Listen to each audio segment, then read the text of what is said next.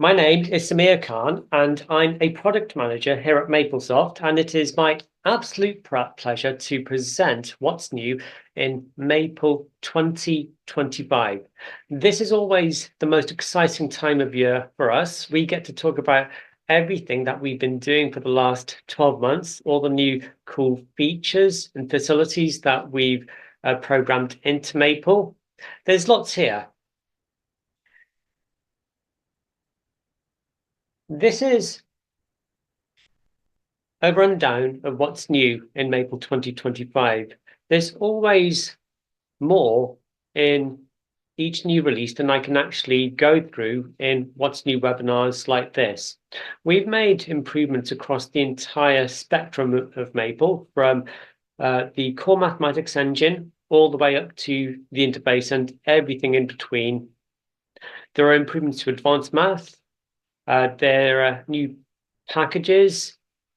We've improved the use of AI in Maple. There are improvements to the performance and much, much more. I'll only talk about a subset of the new features, those that interest me the most, those targeted towards technical professionals working in industry.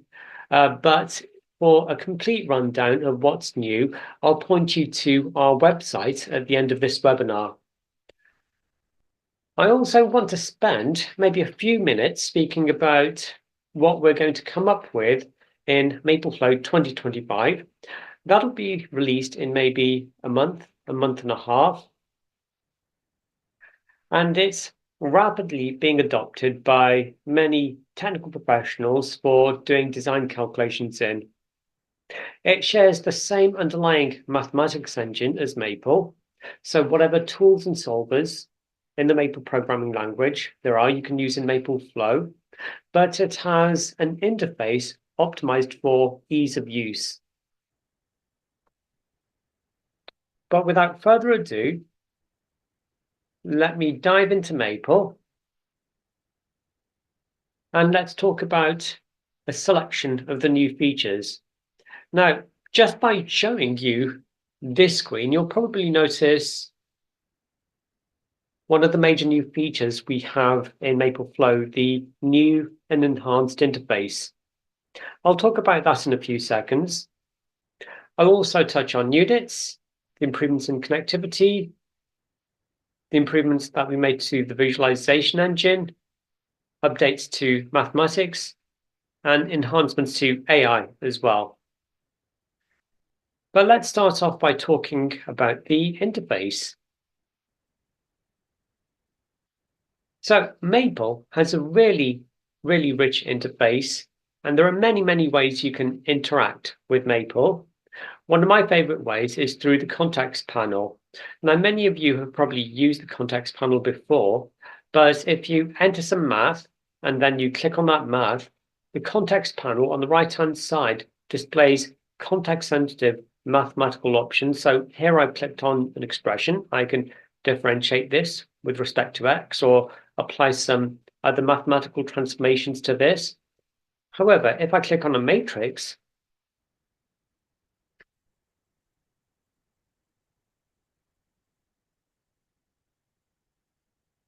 the context-sensitive options change. I have items and tools for manipulating matrices. If I select a differential equation, I have tools for solving that differential equation. If I click on this, a rational polynomial in S, MapleFlow recognizes that this could be interpreted as a transfer function and gives me tools for the analysis of linear systems. So quite quickly, I could generate a magnitude plot. We also have palettes on the left-hand side, which allow you to insert expression templates, calculus symbols, matrices. I also like the variables palette here as well. This lists the values of all the parameters and names that you've defined in MapleFlow in Maple. So if I define a couple of parameters here, you can see that they're listed here in the variables palette. We also have command completion and argument completion as well.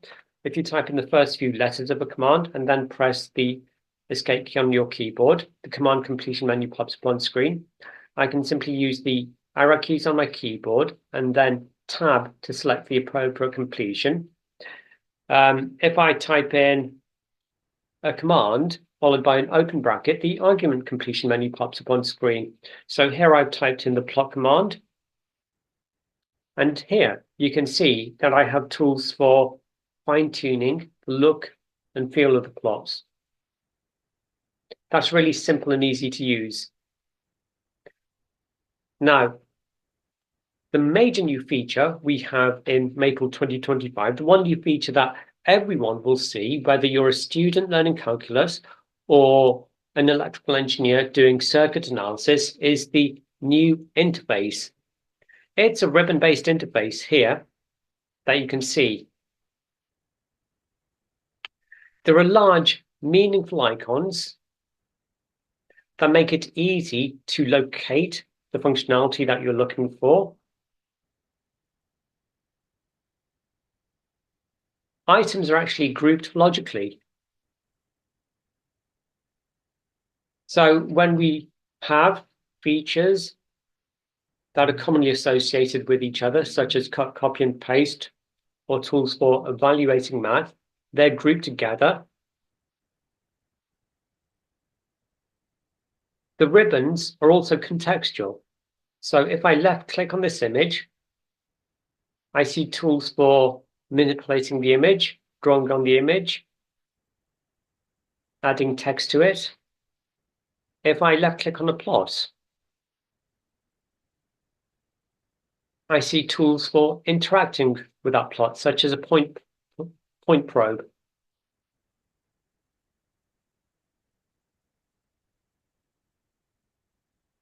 And there's also a new education tab, which collects together the various resources for teaching and learning mathematics in Maple.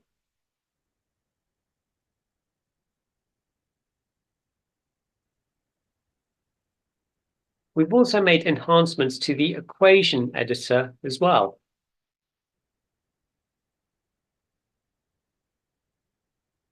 We've tried to reduce the number of keystrokes you need to type in common expressions. So, for example, a common expression is x squared plus y squared. So now, if you type in x squared followed by a plus, the editing cursor now jumps immediately down to the baseline.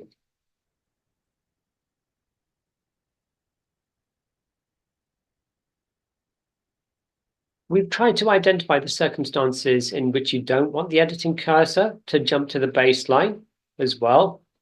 So, for example, if you type in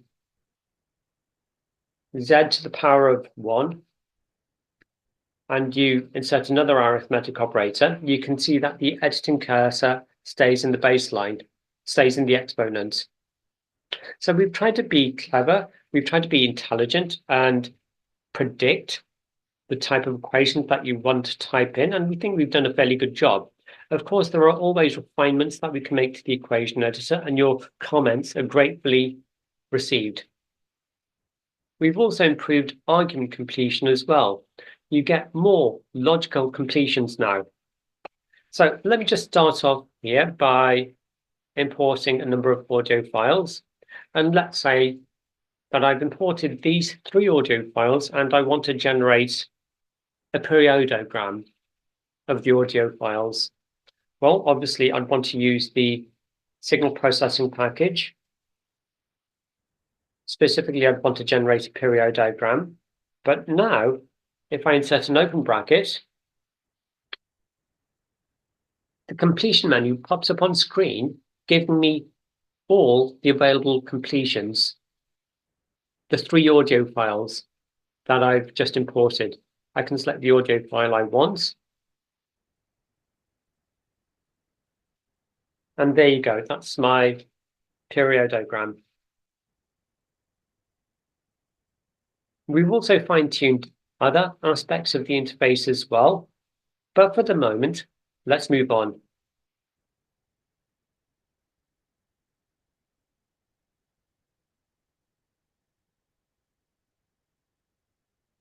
Let's talk about units.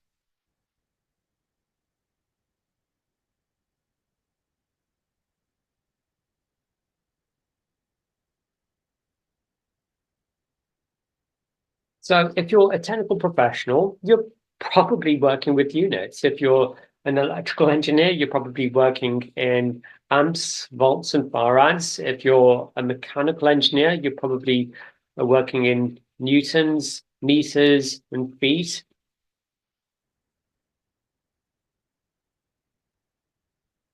So you've been able to use units in Maple for some time. Units flow from parameter definitions through the equations and into the final result. So this is a simple example where I'm just analyzing the various properties of this cable system. Here I've defined a couple of parameters with units. So here I have my length and my sag of this cable system in feet. I've defined the cable length, and then I can use fsolve, our numerical equation solver, to solve for an unknown parameter, A. As you can see, the result pops out in units. I can actually mix and match units as well. So instead of 100 feet, I'd specified, let's say, 20 meters for one of the parameters. Maple does the unit conversion for me under the hood. And of course, if I want to change the unit of the result, I can do that very simply through the context panel.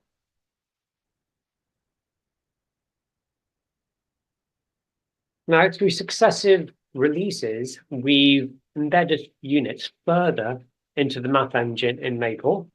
For this release, we've made a few major enhancements.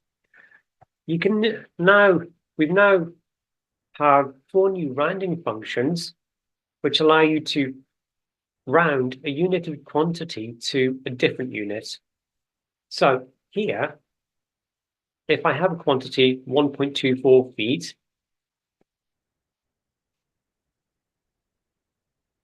I can round that up to the nearest half an inch now.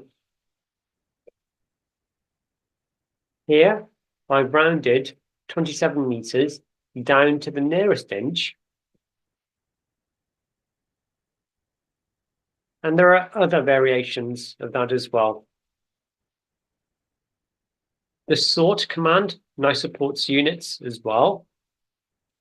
So here, I've asked the sort command to sort a vector of 3 velocities in different units. And here it gives me the result, the sorted vector of speeds.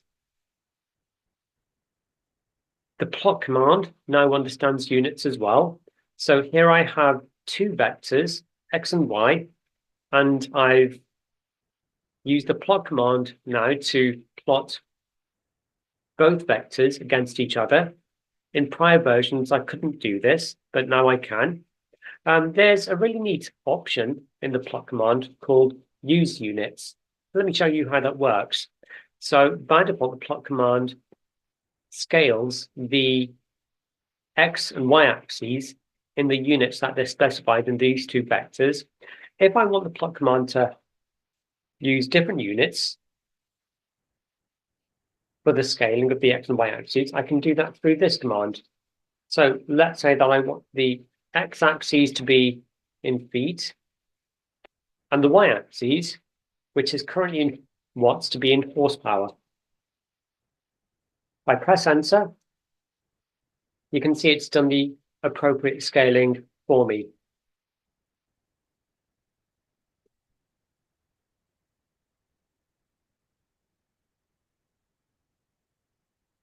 I can now also numerically differentiate any expression or procedure which uses units. So here I have an expression which gives me a distance in terms of an unknown quantity time, I can now differentiate the distance with respect to time, numerically specifying a value for the time. So apparently when at t equals 5 seconds, the velocity is about 51 meters per second. And of course, I can chop and change units as well. So instead of 5 seconds, I can specify 2.5 days. Press enter, and again, it does the unit conversion for me. Now, here's a couple of examples of numeric differentiation involving thermodynamics, specifically Maple's thermophysical data package. So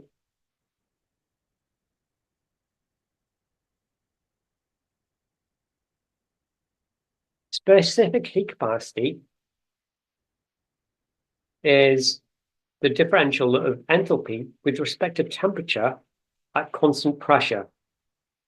So here, I've asked Maple to give me a generalized expression, which gives me the enthalpy of my fluid, water, at an unknown temperature, T, but at a constant pressure of 1 atmosphere. I can ask Maple to differentiate H with respect to T to give me the specific heat capacity. And I can also compare that with a built-in value as well. And as you can see, they're roughly similar.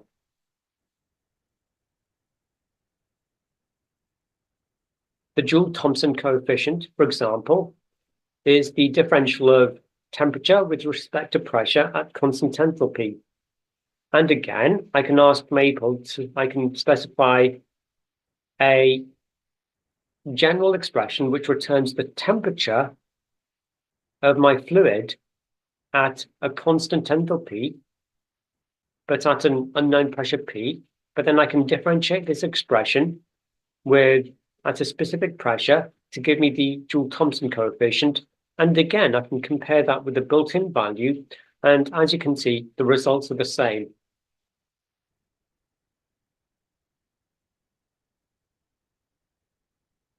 Let's move on.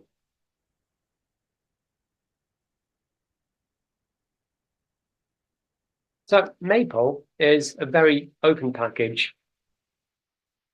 You can connect to many different data sources.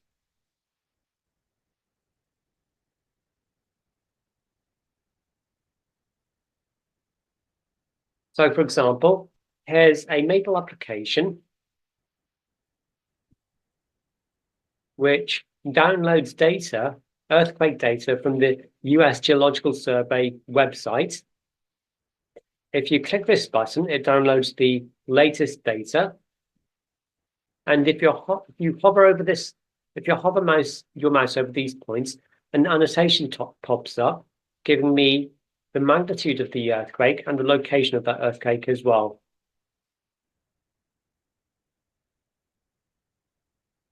You can also generate code as well. And this is a very common use case in Maple. People use Maple to generate large symbolic expressions using Maple's symbolic manipulation tools. Then they translate those expressions to code, whether it's C, Java, Perl, Python, Visual Basic, and so on. For example, this expression represents one of the joint angles of a robot arm, which I've derived in another worksheet. This isn't the type of thing that I'd want to derive by hand, but now I can convert this to code. Here I've converted it to C. I can also convert it to Python, Java, Visual Basic, and many other target languages. Now we've enhanced the connectivity options in Maple for our new release. You can now actually run Maple Flow worksheets from within Maple. We've enhanced the run worksheet command from the document tools package to do so. Now, this worksheet that you're looking at is actually a workbook. A workbook is a file container format in Maple, which allows you to collect together various worksheets, data files, spreadsheets, and more. And if I click on the Workbook tab and expand it, I can see all of the items in this Maple workbook. One of those is actually a Mapleflow worksheet. Let me show you what that Mapleflow worksheet looks like. If I double click on this,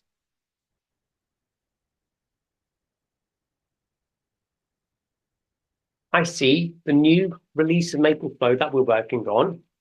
We'll release this in maybe a month and a half to 2 months. So in this Maple worksheet, I'm calculating the compressor power for a supersonic wind tunnel at both steady state and startup conditions. This worksheet has a number of parameters defined, so things like the diameter and the cross-section of the test section, the mark number, and if I scroll down to the bottom of this worksheet, I'm extracting the power required. I can now run this worksheet interactively through Maple on the command line. So here I've used the run worksheet command to run the Mapleflow worksheet I've just shown you. I'm sending in two parameters, the diameter and the mark number, and I'm extracting two results from the worksheet. The power required at steady state and startup. So if I execute this command, Maple executes this Mapleflow worksheet, sends in those two parameters, and returns the result. If I change these parameters, let's increase the diameter of the test section, press enter, I get new results. Now, you don't actually need Mapleflow on your computer to do this. You can do this with just a Mapleflow worksheet and Maple. So what can I do with this functionality? Well, I can use the scripting abilities in Maple to explore the solution space and perform parameter studies of a Mapleflow worksheet. So here I'm sending a range of diameters into my Mapleflow worksheet and extracting the steady state power. I'm also plotting the steady state power against the diameter of the test section. I also could create interactive Mapleflow applications. So Maple allows me to build interactive applications using sliders, dials, gauges, and widgets. I can now script an interactive application to run a Mapleflow worksheet programmatically.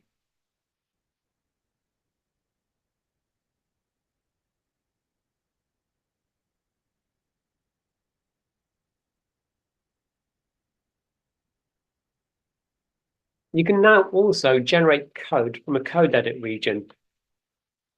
Code edit regions are great in Maple. They allow you to write Maple procedures in a form that in a manner that's much more amenable for debugging. You have features such as syntax highlighting, bracket matching, command completion, automatic indentation, and more. I use code edit regions all the time when I'm writing Maple procedures. But here I've defined a couple of procedures in my code edit region. And now I can ask Maple to generate code from this code edit region. So here I've just converted that code into Python. And again, I could convert it to any other target language.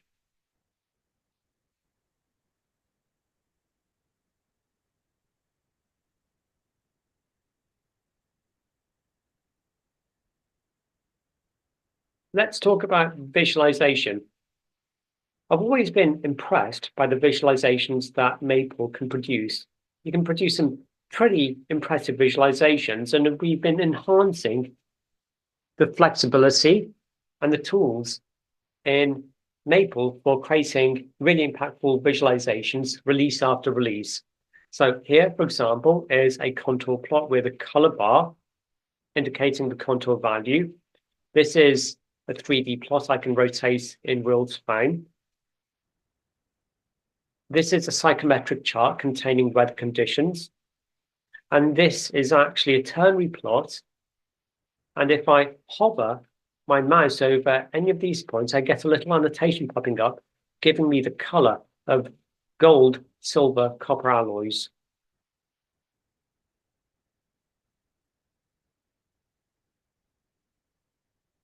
You can also style maple plots in many different ways.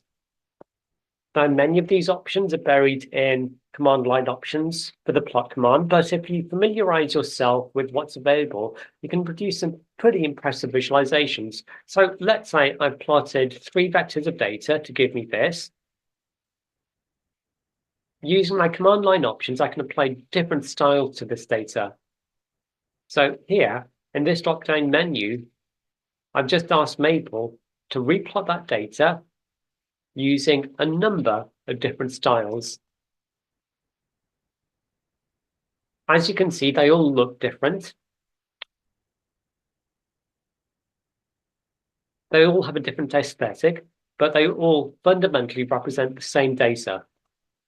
Now, in Maple 2025, we have a new option for visualizing sparse matrices using the matrix plot command from the plots package.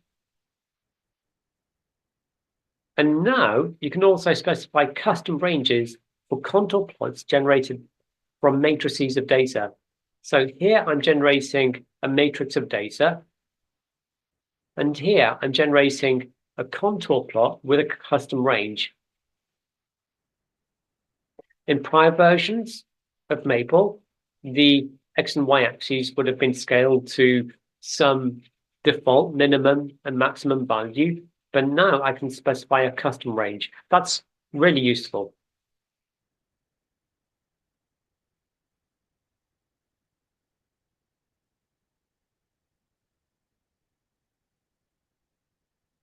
And let's not forget the math as well. We continuously push back we continually enhance Maple's mathematics engine year after year. We're constantly adding more functionality, new tools, and we're improving the existing functions as well. The simplify command is very, very common. Many people use the simplify command to turn expressions into a form that's more compact.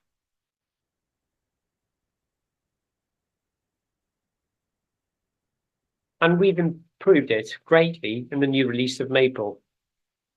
So once more, enhancement is that the simplify command now recognizes when you can convert exponentials to hyperbolic trig functions.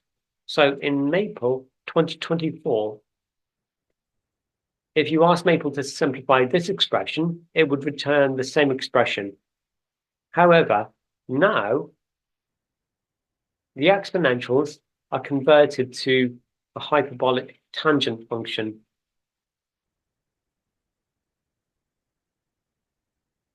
And there are other enhancements we've made as well. This simplification, for example, would have been more verbose in prior versions of Maple. There's a new vector form of fsolve as well. So fsolve is Maple's numerical equation solver. So now, in this application, I'm just setting up a series of equations, 3 equations in 3 unknowns. But here, I've specified the arguments to fsolve in vectors, a vector of equations, a vector of unknowns, and initial values. When I provide the arguments to fsolve in this specific form, fsolve returns the result in a vector which can be immediately assigned as well. In prior versions of Maple, I would have had to extract individual results from my set of results and assign them to variables individually, but now I can do it much more simply, much more easily. There's also a new tool for identifying integer sequences as well. So here I've specified a list of numbers. They're obviously a sequence. They obviously have some close form representation, but now I can ask Maple to give me what that close form representation is. We also have a new package for identifying the differences between expressions as well. I think this is probably my highlight as well. Now, in prior versions of Maple, we introduced tools to numerically invert Laplace transforms at a point. Those tools were great for giving you very, very accurate results. However, they were optimized for giving you very, very accurate results at a single point. We've now introduced a new function for numerically evaluating Laplace transform at a range of points much more quickly. It uses a highly optimized quadrature method. So this is an example. So here is my Laplace function in S. It can't be inverted symbolically. However, with the new command line option, numeric, I can now invert this numerically very quickly, very easily.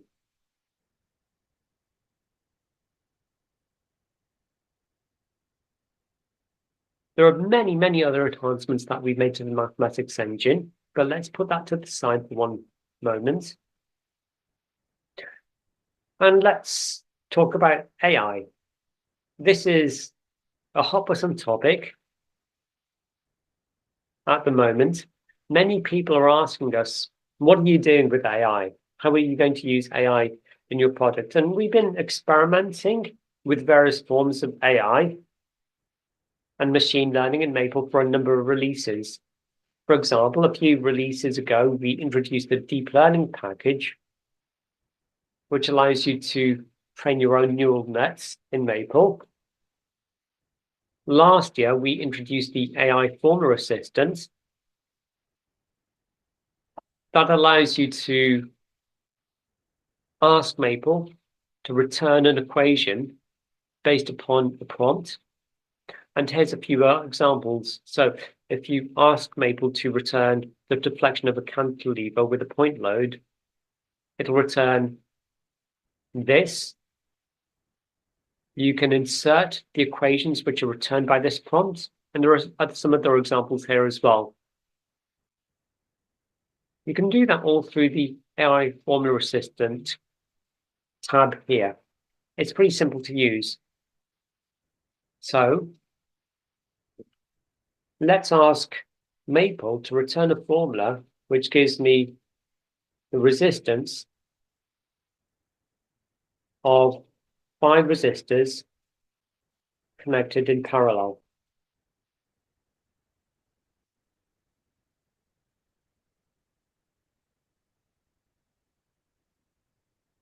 Let's click on search.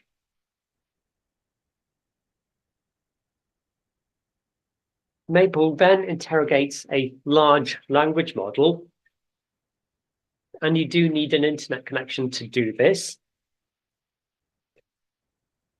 The large language model then returns content to Maple, which we process and then summarize.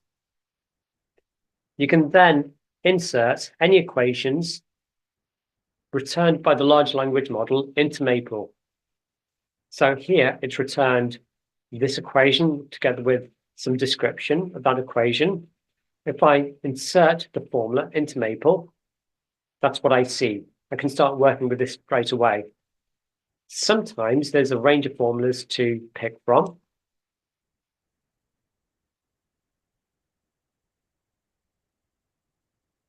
And you can insert any of those as well.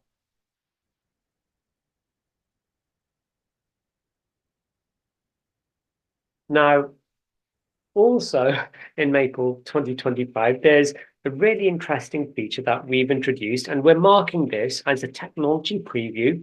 We wanted to put this functionality in your hands as soon as possible for comments. It allows you to generate worksheet content from a prompt.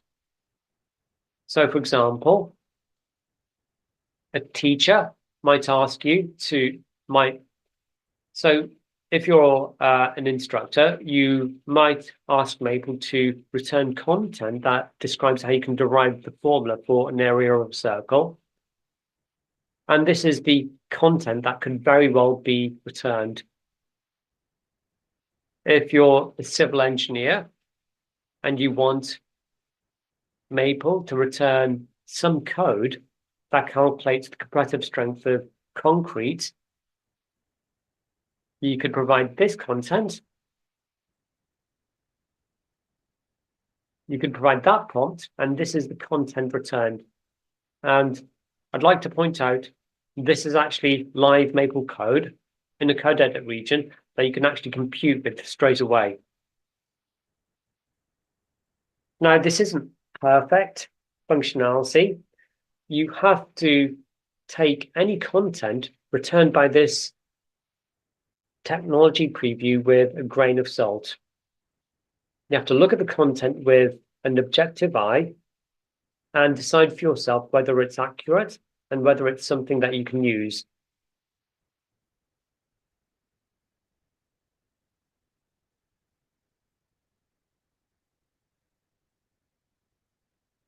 Now, to end with, I'd like to very briefly touch on the new release of Maple Flow. That's Maple's sister product. It's a far newer product than Maple. It's a tool that's optimized for design calculations.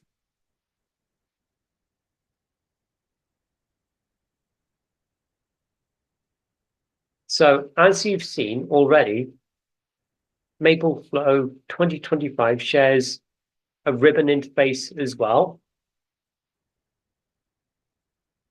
with large meaningful icons, related functionality grouped together logically so you can find the tools that you need quickly and easily.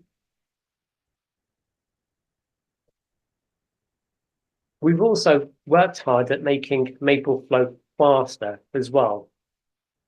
We have some customers who are generating worksheets which are 50 pages long, 90 pages long.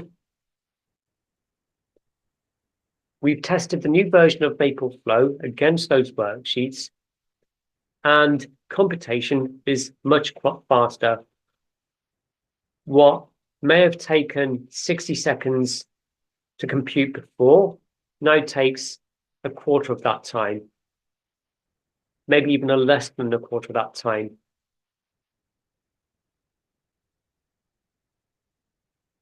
There are also new tools in Maple to help you generate more compelling documents as well.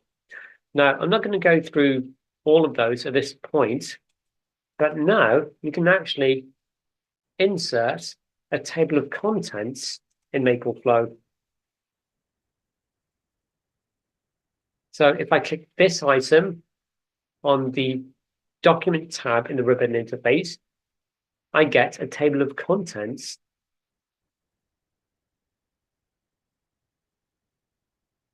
The headings in the table of contents reference any sections or styles I've defined in my worksheet. This table of contents is hyperlinked. So if I click on this, I jump to the appropriate section. Let's go back up to the very top. If I add in any more content to my worksheet, any more math, I can right-click on this table of contents and update the page numbers. So, for example, if I insert a page break at this point and I update the table of contents, you can see the numbers changing. What's really interesting is that if you export this Mapleflow worksheet to a PDF, the hyperlinks and the table of contents are also preserved as well. that's really useful. So, folks, that was a very high-level overview of all the new features in Maple. As I said at the beginning of this presentation, typically we can only go through a small subset of the new features that we've programmed into the new release of Maple. If you do want to see more, if you want to know all the new features, discover all the new functionality, then I do encourage you to go to our website. I've got the address there, and look at the What's New pages. And if you're interested, you can also download a trial of the new version as well, just so you can explore the new functionality on your own terms.